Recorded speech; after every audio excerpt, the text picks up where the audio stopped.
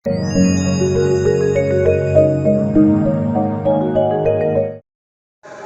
mengambil satu karakter yang kita pelajari pada pagi hari ini, yaitu bagaimana kita menjadi orang yang rajin.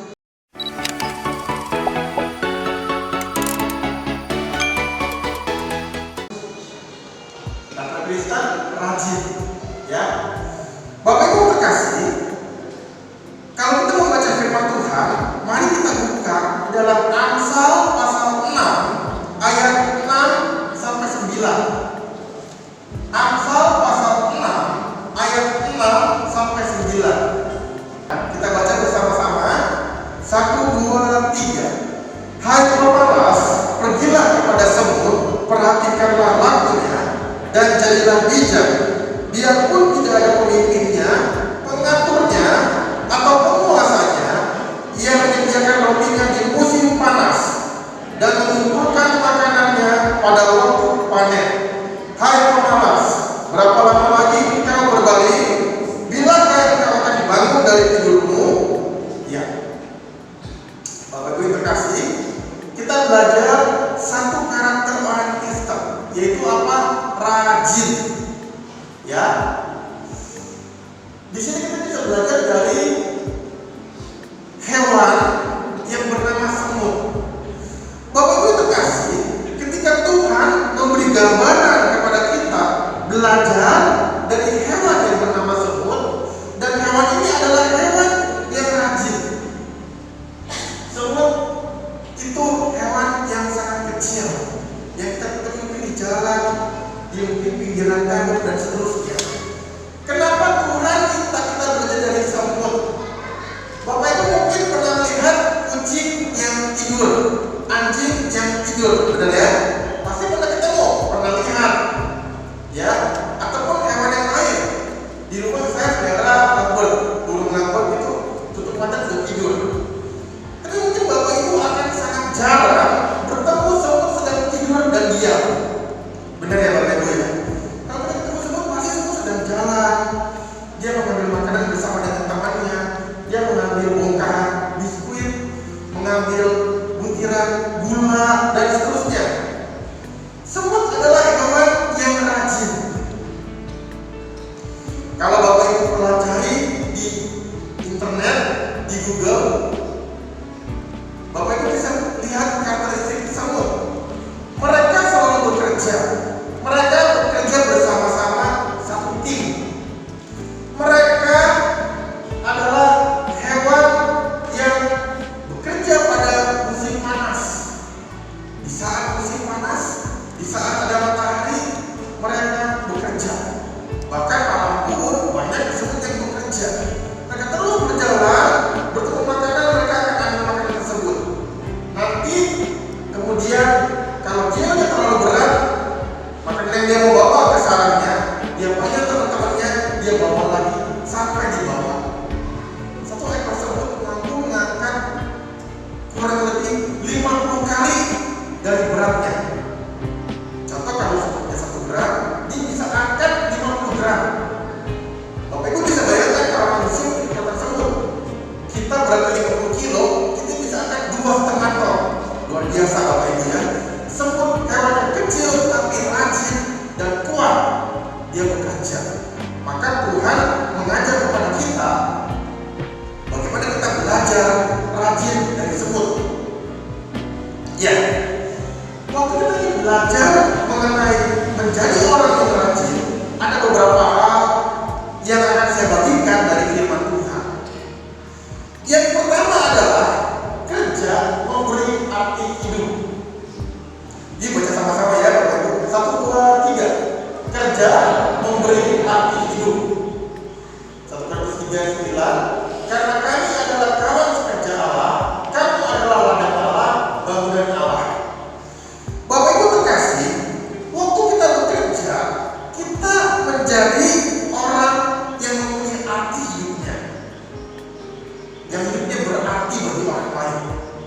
Bapak Ibu terkasih, suatu kali ada seorang bernama Kabayan, ya. Kabayan itu cerita rakyat gitu ya.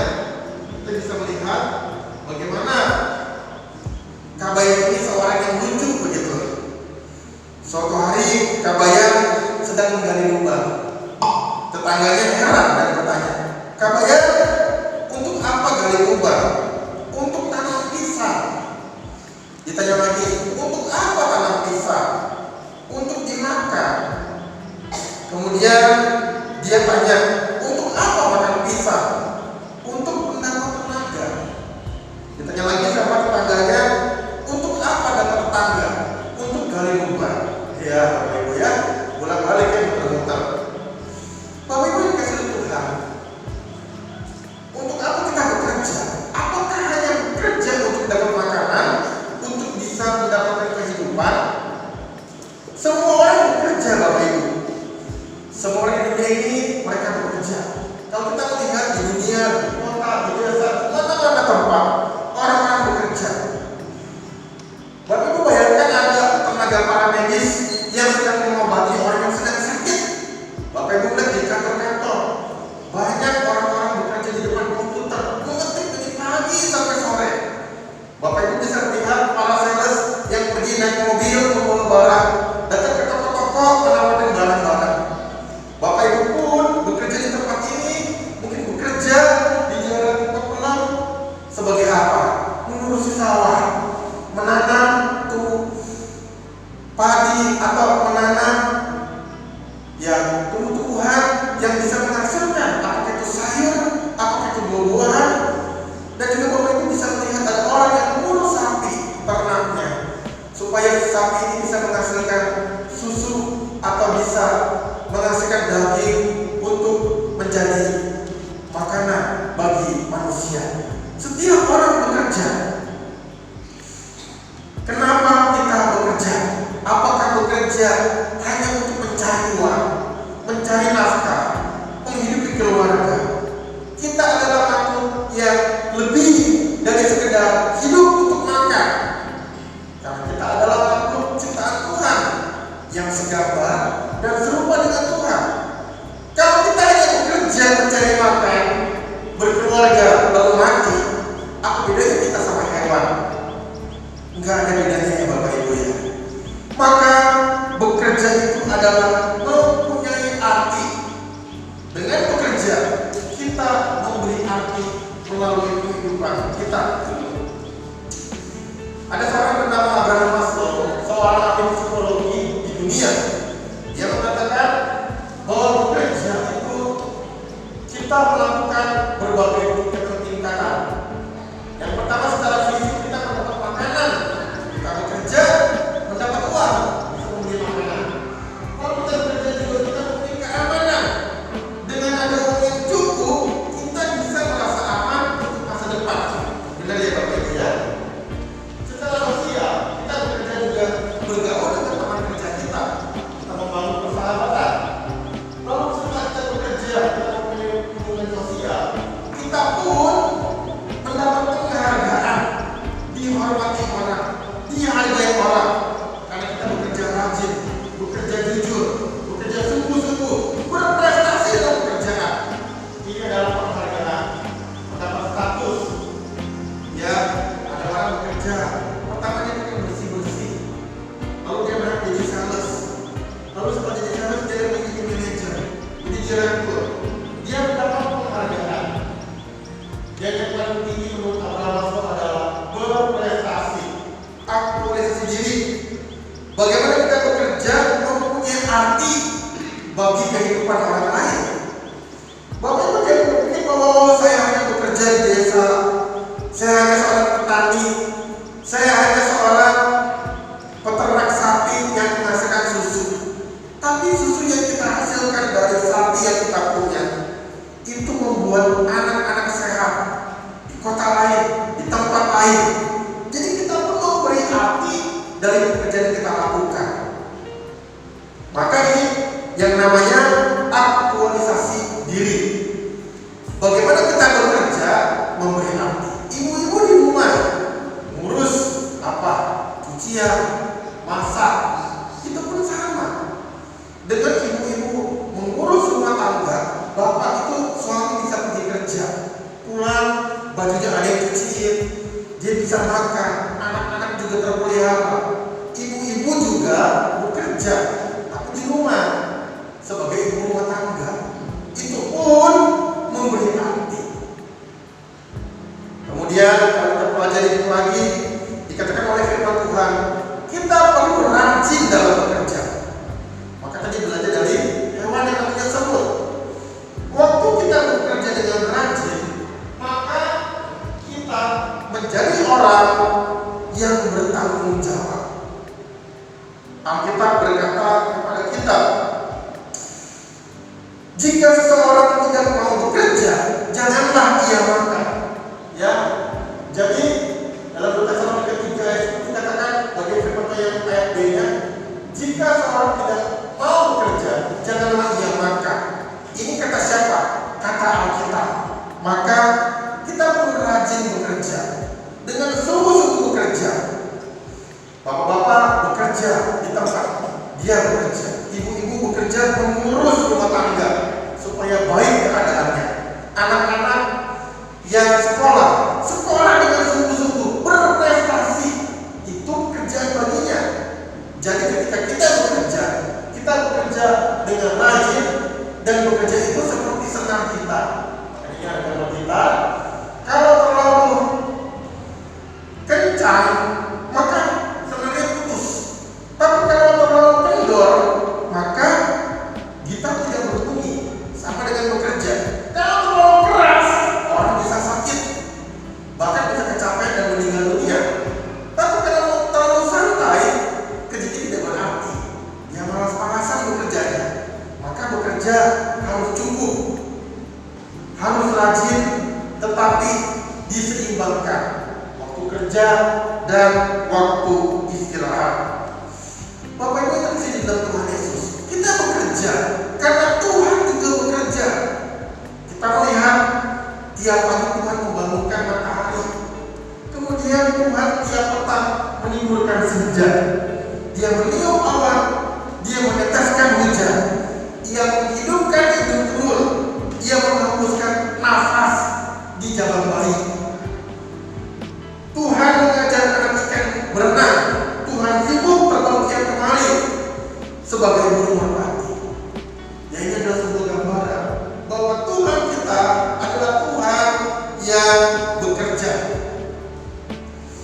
Waktu kita bekerja, Bapak Ibu, kita menjadi kawan sekerja Allah.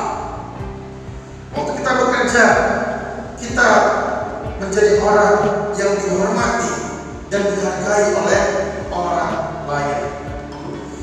Bapak Ibu yang di dalam Tuhan Yesus, pekerjaan kita masih panjang, pekerjaan kita masih banyak, hasilnya belum tampak. Benarkah belum tampak? Sudah. Sebetulnya sudah tampak. Waktu Bapak Ibu bekerja, kita lihat, misalnya Bapak penginjil zaman dulu, hanya di gereja ini, dulu mungkin bangunannya belum bagus. Katanya diceritakan bahwa jemaat begitu bergotong royong membangun gereja jadi bagus, jadi indah. Perlengkapan di depan harus diperlengkapi. Ada juga fokus LCD dan seterusnya. Ada hasil yang didapat. Bapak Ibu bekerja, anak-anak tambah lama tambah besar. Anak-anak mulai SMP, SMA, kuliah, benar ya? Akhirnya kita merasakan hasil pekerjaan itu. Kita pun menjadi lebih sejahtera. Kita pelan-pelan bisa membeli rumah dan seterusnya. Pekerjaan kita akan tampak hasilnya waktu kita bekerja dengan sungguh-sungguh. Suatu ketika di sebuah tempat, ya, ada patung Tuhan Yesus, ya. Ada orang yang membuat patung yang bagus. Ketika patung ini dibuat, maka patung ini terdapat di sebuah gereja di Munster, yang di Eropa sana. Waktu Perang Dunia, patung ini itu mengalami kerusakan. Patung ini bagian tangannya itu putus. Jadi kedua tangannya putus, karena rusak akibat perang. Tinggallah patung Kristus itu berdiri di situ tanpa tangan. Di bawah patung itu ada orang memasang tulisan, "Aku tidak punya tangan, selain kamulah tanganku." Sekali lagi Bapak Ibu, patung Tuhan Yesus di tangannya Petrus, di patungnya ini dua tangan Petrus, di bawahnya ada tulisan, "Aku tidak punya tangan, selain kamulah tanganku." Bapak Ibu kecil Tuhan Yesus, kita dipakai oleh Tuhan di tempat di mana kita bekerja untuk menjadi perpanjangan tangan Tuhan Yesus. Waktu kita bekerja di tempat kerja kita, Tuhan pakai kita untuk menjadi berkat bagi orang di sekitar kita. Maka ayat firman Tuhan yang sebentar kita baca bersama-sama, 2, 3. Kita harus mengerjakan pekerjaan Dia yang mengutus aku selama masih siang. Akan datang malam di mana tidak ada seorang pun yang dapat bekerja. Bapak Ibu, selagi masih ada kesempatan, mari kita bekerja dengan sungguh-sungguh. Kita menjadi orang yang bekerja selagi masih siang. Ada banyak orang tua, mungkin di sini tidak ada Bapak Ibu, yang waktu sudah tua, sudah tidak bisa bekerja, dibilang seperti ini, "Sayang dulu, waktu bisa bekerja, saya kerja sungguh-sungguh, saya tidak bekerja rajin. Sekarang sudah tua, tidak ada hasil yang bisa dibanggakan kepada anak, kepada cucu." Bapak Ibu, selagi masih tenaga, mari kita bekerja dengan giat, dengan rajin. Yang kedua, bekerja mencukupi kehidupan kita. Kita bekerja untuk apa? Untuk mendapatkan uang, menghidupi istri dan anak-anak yang kita punya dalam keluarga kita. Tetapi bukan berarti kita hanya berfokus kepada mencari uang. Banyak orang bekerja mencari uang sebanyak-banyaknya, lalu dia punya anak, dia bilang, "Nanti kalau kamu kerja, anak laki-laki, kerjalah yang rajin. Cari kerja apa saja, asal gajinya besar. Kalau punya anak perempuan, kita dandanin anak perempuan kita. Kita bilang begini, pakai bajunya sedikit ini. Cari pria yang kaya ini suami, supaya bapak-bapak nanti enak masa tuanya." Begitu Bapak Ibu. Saya punya keluarga seperti itu. Bukan keluarga saya, tapi ada saudara sepupu yang orangnya seperti itu. Dia kasih anaknya, anak perempuannya, didandanin supaya cantik. Cari pria yang kaya. Apakah seperti itu Bapak Ibu? Apakah bekerja mencukupi hidup dengan cara yang seperti itu? Kerja sana di mana? Yang kamu mau, asal gajinya besar. Kalau mau produksi nggak apa-apa, yang penting dapat uang supaya kita punya uang cukup buat masa depan kita. Apakah seperti itu Bapak Ibu? Tidak.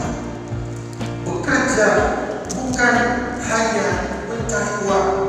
Dalam pekerjaan ada etika, ada cara yang Alkitab ajarkan kepada kita, sehingga kita tetap bisa mempunyai uang, tetapi tidak menjalankan pekerjaan dengan tidak mengikuti ajaran firman Tuhan.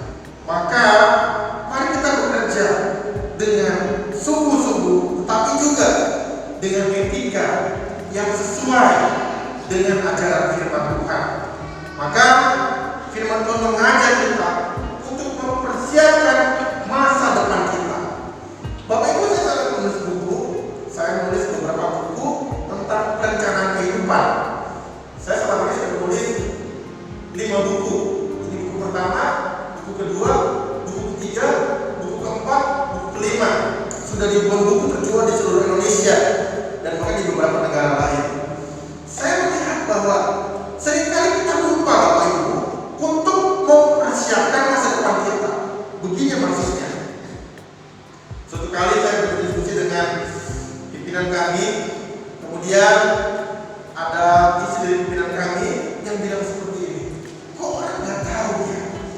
Kalau anak itu akan besar dan mereka akan membutuhkan uang untuk masuk kuliah. Seringkali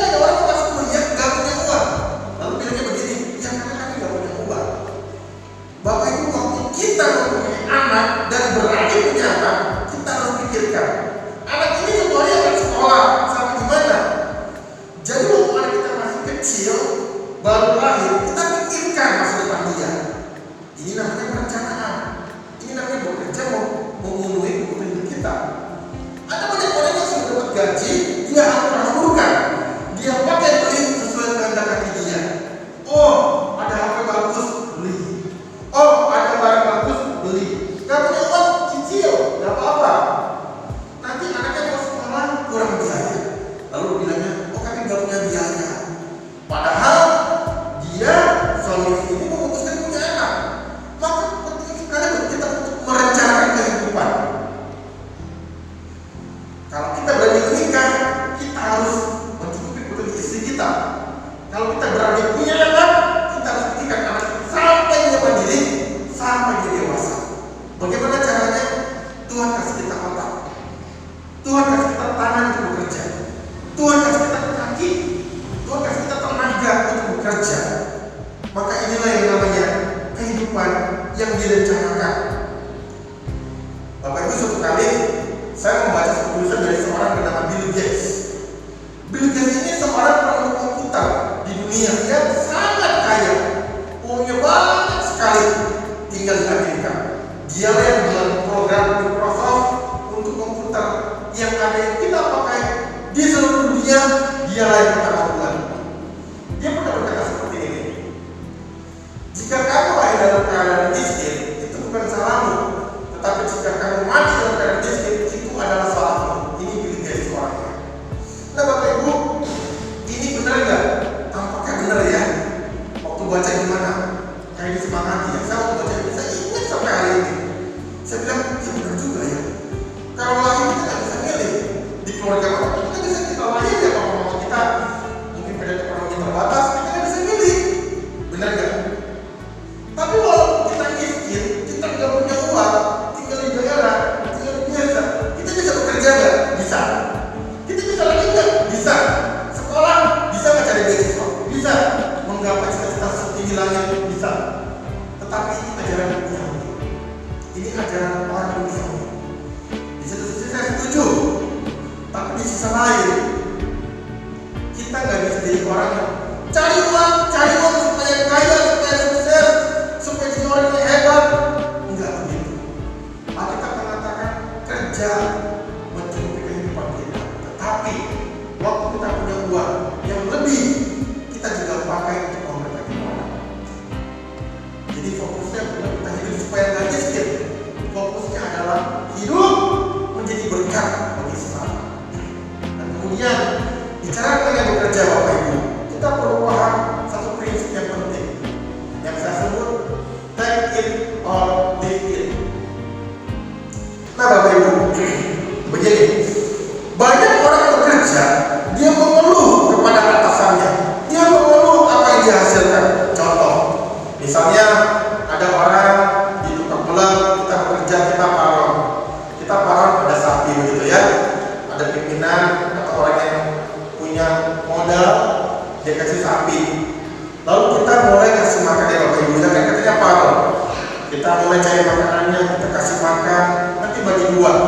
Kita mulai setelah jalan beberapa bulan kita mengeluh, wah capek, bos enak, dia cuma kasih sapi, dia kasih uang karena uang dia banyak. Saya harus cari kasih makan pagi dan sore, ambil makanan, cari rumput, kepanasan, capek. Nanti hasilnya bagi dua. Kenapa hasilnya saya nggak bagi? Nanti saya capek, tapi paron. Nah kita mengeluh Bapak Ibu, kita mulai menggerutu, kita mulai merasa kesal, kita merasa marah, akhirnya bekerja kurang produktif. Nah Bapak Ibu, gampang Bapak Ibu, caranya adalah take it or leave it. Ambil atau enggak? Kalau mau ya lakukan. Kalau nggak mau nggak usah paron, cari yang lain. Ada orang bekerja di perusahaan, dia jadi sales, kemudian dia mengadakan penjualannya lagi sepi. Kenapa? Virus corona, penjualannya menurun.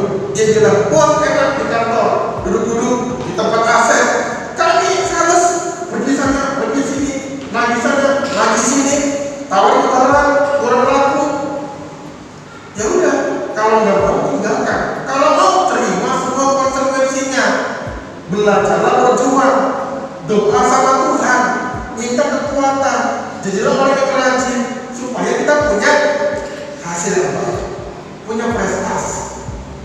Saya mau katakan begini Bapak Ibu, waktu kita bekerja, lakukanlah seperti untuk Tuhan dan bukan untuk manusia. Kalau Sekian 23 Alkitab mengatakan, apapun yang kamu kerjakan, kerjakanlah dengan segenap hatimu, seperti untuk Tuhan dan bukan untuk manusia. Inilah prinsip bekerja juga Bapak Ibu. Waktu kita bekerja, kita sungguh-sungguh bekerja. Waktu kita mempunyai apa yang dikerjakan untuk tangan kita kerjakan dengan baik. Bapak Ibu, saya orang yang suka bekerja Bapak Ibu. Di rumah pun saya bantu saya cuci piring, bersih-bersih rumah, ya, jemur baju, cuci baju saya kerjakan. Dan sedikit mengeluh. Saya nggak bilang itu kan tugas istri, karena istri punya anak, anak-anaknya baru sembuh dari sakit. Jadi istri aku mengurus anakku sudah capek. Kami akan membantu, tapi saya masih bekerja. Dan saya kerjakan dengan sungguh-sungguh. Bapak Ibu, kadang kita merasa bahwa atau di sini ada ibu rumah tangga. Kami ini ibu rumah tangga, hanya masak, cuci piring. Apakah itu bekerja? Iya, itu bekerja. Apakah ini buat Tuhan? Iya, ini buat Tuhan. Waktu ibu masak masakan yang enak, itu berguna bagi suami, bagi anak-anak yang makan. Waktu ibu-ibu sungguh-sungguh cuci piring-piringnya bersih, piringnya jadi tempat makan yang bersih, yang sehat buat keluarga. Bapak Ibu yang dikasih oleh Tuhan Yesus, bekerja itu adalah untuk Tuhan.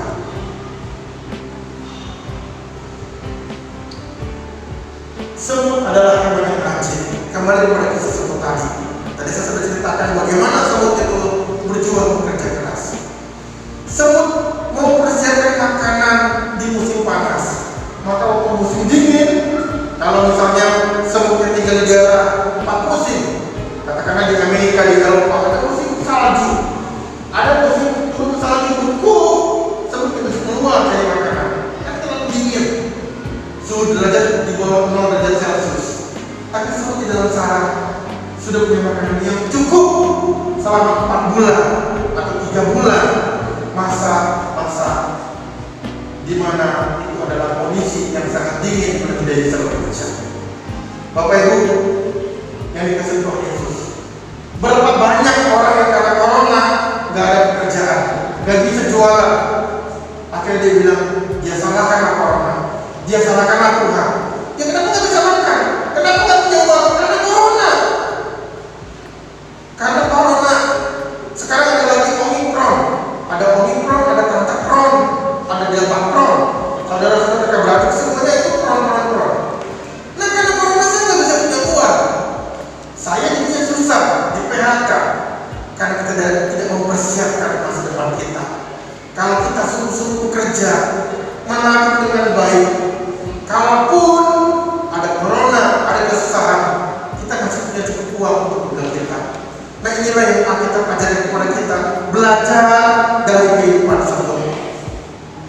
Yang ketiga, terakhir, biasa Bapak Ibu kalau jemaat dengan khotbah ngomong terakhir, puji Tuhan, haleluya, lama banget banyak. Bapak Ibu, kerja adalah untuk menjadi berkat bagi sesama. Galatia 6 ayat 2. Kita baca ayat bersama-sama 2, 3. Bertolak-tolaklah dalam bebanmu, demikianlah kamu memenuhi hukum Kristus. Help others, tolonglah orang lain. Bapak Ibu dikasih oleh Tuhan Yesus. Tadi kita bicara mengenai bekerja, kita rajin bekerja.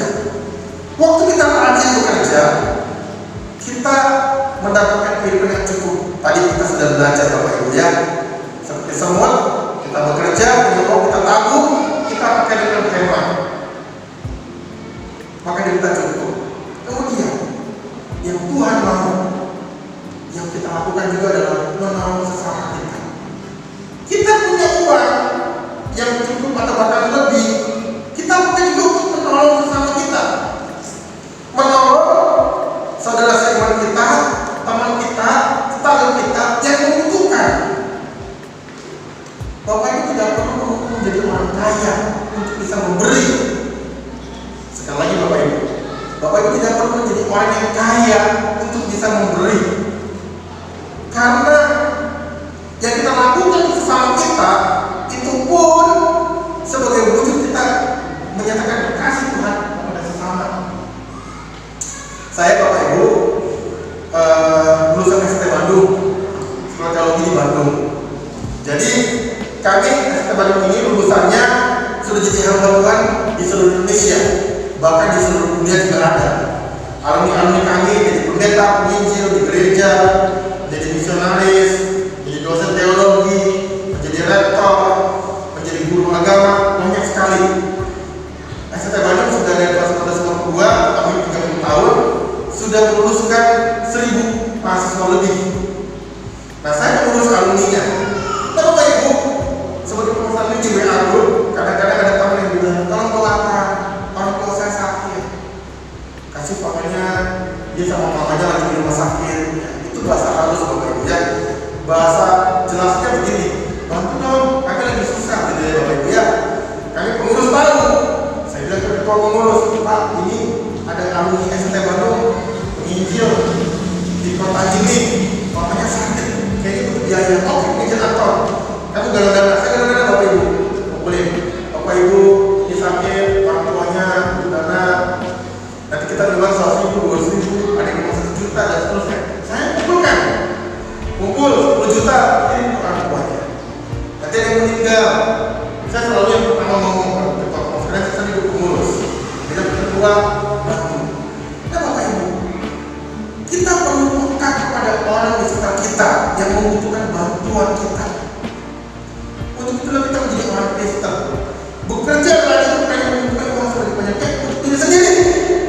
Menjadi orang yang egois, menutup mata atas perintah orang lain. Jangan seperti itu.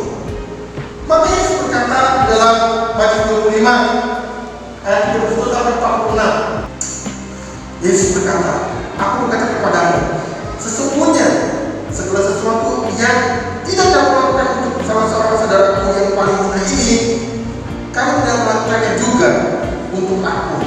Dan mereka ini akan masuk ke tempat siksaan yang kekal, tetapi orang yang benar masuk ke dalam hidup yang kekal. Matius pasal 25 dalam perikop yang terakhir mengenai penghakiman, Yesus berkata, kenapa kamu tidak menolong aku waktu aku dalam ajaran kamu tidak menolong aku? Waktu aku belajar kamu tidak beri aku pakaian, waktu aku melapar kamu tidak memberi aku makan. Maka orang-orang yang belajar firman kepada Tuhan Yesus berkata, iya Tuhan Yesus, kapan kamu masuk penjara? Kapan kamu kelaparan? Kapan kamu tidak punya pakaian Tuhan Yesus?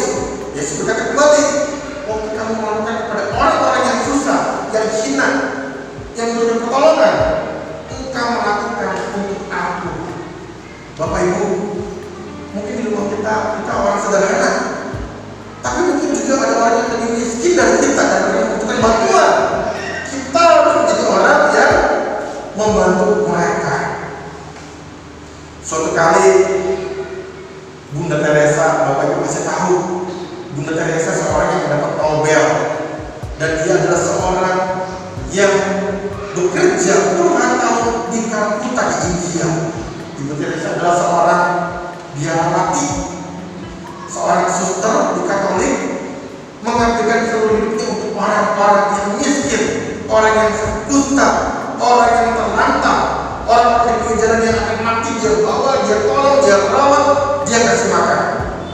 Dia mendapat Nobel, sebuah penghargaan untuk manusia yang paling tinggi di dunia. Suatu kali Ibu Teresa didatangi oleh seorang pria, seorang pemuda. Pemuda ini datang kepada Ibu Teresa dan kemudian dia bilang, pemuda ini bilang, Ibu Teresa tolong, ada seorang ibu di sana punya 8 anak, kelaparan, sudah lama kelaparan. Langsung Ibu Teresa ambil nasi yang dia punya pakai tempat, dia kasih kepada ibu yang anaknya 8 yang kelaparan orang ibu. Waktu diterima nasi itu, ibu langsung pergi, dibagi 2 nasinya, yang setengah dia kasih ke temannya, tetangganya dia. Setelah dia kasih makan anak-anaknya sudah kenyang, suatu ketika ketemu lagi, ya Ibu Teresa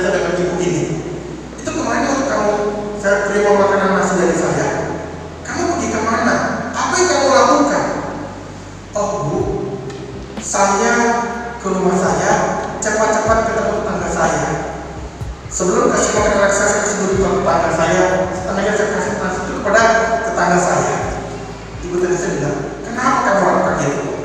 Karena saya tahu tetangga saya juga kelaparan sama seperti saya.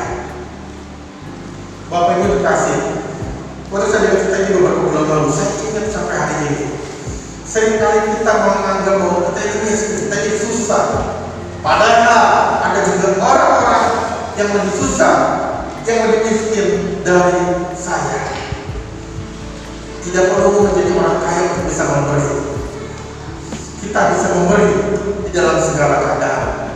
Alkitab menceritakan dua cerita yang sangat penting mengenai memberi.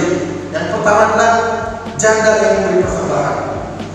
Suatu kali ada janda datang kepada bait Allah di gereja, kalau sekarang dia memberikan 1 peser uang masuk ke kotak persembahan. Kling, bunyi.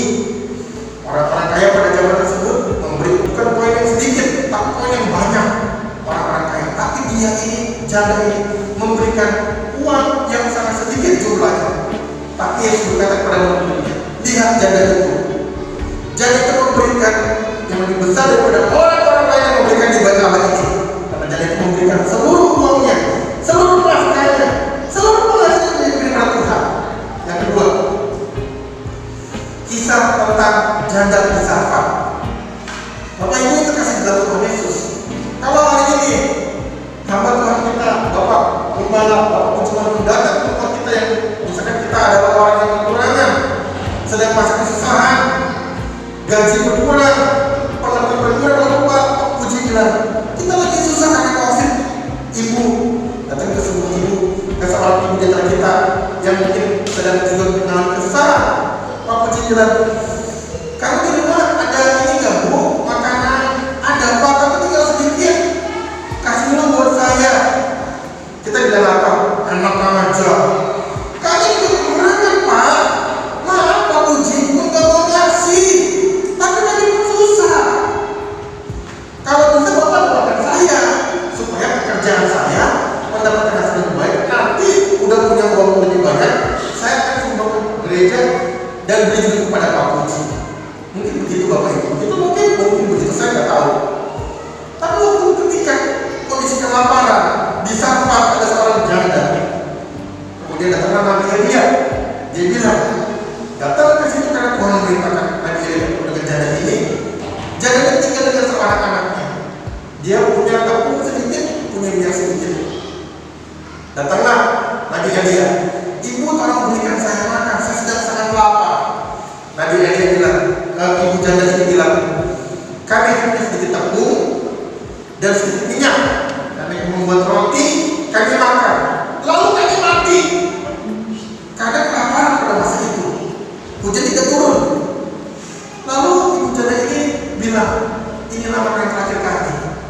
Tapi karena engkau adalah nabi, kami berikan kepada engkau dulu makan. Dia buatkan, dia kasih makan. Waktu ibu ini kasih kepada Nabi Elia, apa yang terjadi? Dia bisa mati. Karena tidak ada makanan lagi. Dia dan anaknya akan mati hari itu. Kami mau memberikannya, kalau kami mati. Tapi ini hamba Tuhan, saya lakukan. Akhirnya Nabi Elia membuat mujizat. Minyak dan tepung tidak habis sampai musim normal kembali. Bapak yang mau kita kasih dalam Tuhan Yesus, kita perlu memberi bantuan kepada orang yang susah. Bahkan sekalipun itu dalam uang kita yang sedikit, kita bisa bagi kepada mereka untuk menolong orang. Penutup, ya, tadi terakhir, sekarang penutup, nanti penghadisan. Bapak Ibu terima kasih.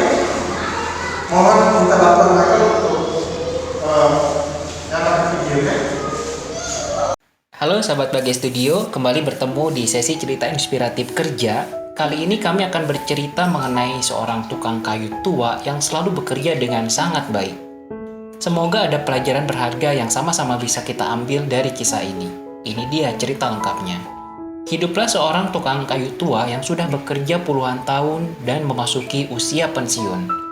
Si tukang kayu memantapkan diri untuk berbicara dengan pemilik perusahaan tentang rencana pensiun karena tubuh dan kekuatannya sudah mulai berkurang. Mendengar rencana pensiun itu, si pemilik perusahaan menjadi bersedih. Hal ini karena si tukang kayu yang hendak pensiun merupakan salah satu tukang kayu terbaik yang dimiliki oleh perusahaan. Sang pemilik perusahaan akhirnya mengizinkan tukang kayu itu untuk pensiun setelah menyelesaikan satu proyek terakhir. Beberapa hari kemudian, proyek terakhir untuk si tukang kayu pun datang, yaitu proyek membuat satu rumah. Si tukang kayu ditunjuk sebagai penanggung jawab dan diberikan kewenangan untuk memilih bagaimana rumah itu dibuat, mulai dari membuat desain, pemilihan bahan-bahan, sampai dengan proses penyelesaian. Pemilik perusahaan berpesan bahwa proyek itu harus dikerjakan dengan sungguh-sungguh karena untuk orang sangat penting dan dia percaya si tukang kayu dapat menyelesaikannya dengan sangat baik. Setelah tahu bahwa proyek terakhirnya adalah membuat rumah dan melihat si pemilik perusahaan sama sekali tidak membahas rencananya yang akan pensiun, si tukang kayu menjadi jengkel. Dia kecewa mengapa proyek terakhirnya adalah membuat rumah yang membutuhkan waktu lama dan dia merasa si pemilik perusahaan kurang berterima kasih atas kerja keras yang dilakukannya selama ini. Ia pun bekerja malas-malasan dan membuat rumah dengan asal-asalan. Ketika rumah itu selesai, si pemilik perusahaan mendatangi si tukang kayu dan berkata, "Rumah yang Bapak bangun ini adalah hadiah dari kami untuk Bapak. Terima kasih telah bekerja dengan baik selama ini." Mendengar ucapan itu, si tukang kayu menjadi menyesal. Dia sudah berprasangka buruk bahwa si pemilik perusahaan tidak memperhatikan nasibnya yang akan pensiun. Sebelumnya, dia merasa tidak dihargai dengan kerja keras yang dilakukannya selama ini. Dia juga menyesal karena kerja terakhirnya yang asal-asalan, dia harus tinggal di rumah yang dibuatnya dengan sangat buruk. Selain itu, citra dirinya sebagai tukang kayu yang selalu bekerja dengan sempurna menjadi tercoreng. Dia yang seharusnya bisa menikmati rumah bagus setelah dia pensiun, malah harus menyiapkan waktu, tenaga, dan biaya untuk memperbaiki rumah yang dibangunnya dengan asal-asalan. Sahabat Bagai Studio, setiap hari kita akan dinilai berdasarkan reputasi yang kita lakukan. Kita tidak akan tahu mana pekerjaan yang ternyata akan berdampak besar terhadap hidup kita, mana yang tidak. Selalu bekerja dengan sungguh-sungguh, dengan kerja keras dan ikhlas, akan membuat kita memiliki reputasi yang baik dan menghindarkan kita dari penyesalan di masa yang akan datang. Hidup kita seperti membangun rumah. Setiap hari kita memukul satu paku, satu papan, dan satu batu bata. Sikapmu dan pilihanmu lah yang akan membangun hidupmu sendiri. Cobalah membangun dengan bijak. Semoga video ini bermanfaat. Kita Bapak Ibu kasih. Jadi Bapak ini begitu kecewa, sedih akan kehidupannya. Inilah pelajaran kehidupan mengapa kita menjadi orang yang rajin. Bapak Ibu, setiap hari kita sedang membangun masa depan kita. Kalau kita bekerja dengan sungguh-sungguh, dimanapun Tuhan akan tambahkan kami. Bapak Ibu, Alkitab pada kisah 20 bercerita tentang Mareta. Ada seorang pimpinan yang punya anak buah 3. Yang pertama dikasih talenta menjadi tambah lagi menjadi 10. Yang kedua dikasih 2 talenta tambah lagi 2 jadi 4. Yang tidak mau kerja akhirnya dia tidak mendapat apa-apa dan dihukum oleh keluarga. Bapak Ibu terkasih, kita semua kita lihat keadaan kita. Kita perlu bekerja dengan sungguh-sungguh dengan rajin. Bapak Ibu terkasih, saya selalu bilang kepada jemaat-jemaat di daerah pos-pos di Gunung Wilis. Bapak Ibu di pos di Gunung Wilis di daerah, jangan kita semangat. Bapak Ibu tahu Pak Jokowi tinggal di mana? Pak Jokowi dulu masih kecil tinggal di daerah yang sangat terpencil di desa.